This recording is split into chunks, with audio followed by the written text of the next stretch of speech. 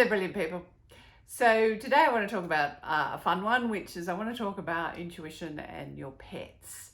So because animals, of course, they have a capacity to actually be more aware of some parts of the electromagnetic spectrum that we may not be aware of.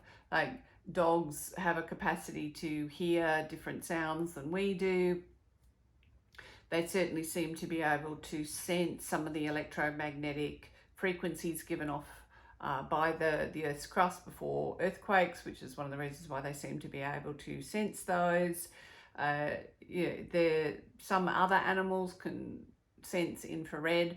So, it's almost like having heat vision. Animals have these wider senses, and you've probably, if you've been listening to the channel for a while, you've heard me talk about how intuition is really our awareness of those other aspects of the electromagnetic spectrum that we don't actually have physical senses for. So, if we're talking about some birds actually can literally see magnetic lines. Well, so does that mean that if they can see them physically, if they have the senses for these other things, these other electromagnetic frequencies, does that mean that they don't have intuition? Well, anyone who's ever owned any kind of pet knows that, well, of course they have intuition, but it's a little bit different. Now, if you look on YouTube, you're obviously looking on YouTube, you can find these channels that are very much about getting the animals to talk to us in a language that we actually understand. So they have these like little word buttons that they teach their cats or their dogs to use to communicate, with their human family. And that's really cool because, it shows us how intelligent these, our pets are. But that in a way is getting the pets to see things or to communicate to us in our way. What would it be like for us to, understand our pet's intuition or even be able to understand our pets from their point of view? Now, that's a slightly different thing.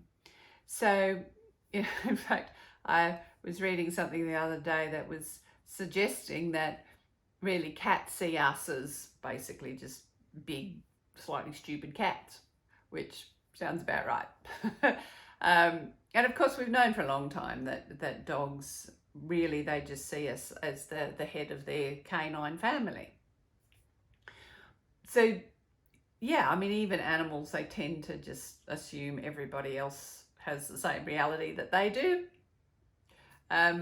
But one of the really neat things about conscious intuition is it enables us to appreciate other things from their reality, and that by being able to step in and out of the reality of others and really appreciating how others are experiencing the world, even if those others are not human, like they're our cats or our dogs or our parrots or whatever, well, that can help us expand and grow and realize more ways for us to express our brilliance. So,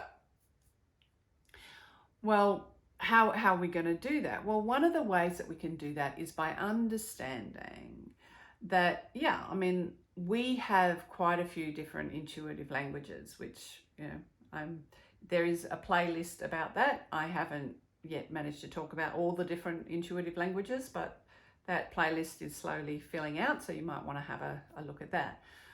But with animals, mostly their intuition is more kinesthetic, meaning it's about feeling. And yes, sometimes it's about just sensation feeling. So for example, if you ask people who look at the energy in houses, one of the things that they'll often do is ask if you have a cat and where does the cat like to sleep, because reliably the cat will want to sleep in the spot in the house that has the best energy. We can only assume that that's because it feels good to the cat. So yeah, some of it is that sort of kinesthetic feeling. I'm sure that that's sort of the same sort of intuition that dogs get around when an earthquake is coming. It probably just things feel weird to them. But the thing with animals is that one of their strongest intuitive languages is empathy. You know, they have a great capacity to communicate from emotions, from feelings.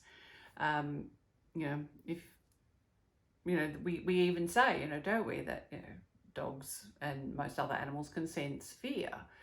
Well, it's because for them, even when they're talking amongst each other or communicating amongst each other, yeah, feelings is one of their primary languages. It's one of the main ways that we can actually communicate with our pets, because feeling, obviously they may not necessarily really understand all of our words, and unless you've taught them how to use those buttons, they may not have words to talk to you. But with empathy, with the intuitive language of empathy, that is a way that we can communicate. And by allowing yourself to learn to feel what your pets are feeling, you'll be able to start to see the world more from their perspective, from their reality. And you never know what that can teach you or how that can help you expand your reality, your realization, and thereby give you more options for expressing your brilliance and realizing who you really are. So give that a go. If you've got any questions about it, I'd love to hear them. So, you know, put them in the comments below or send me an email. And until next time, remember that you're brilliant.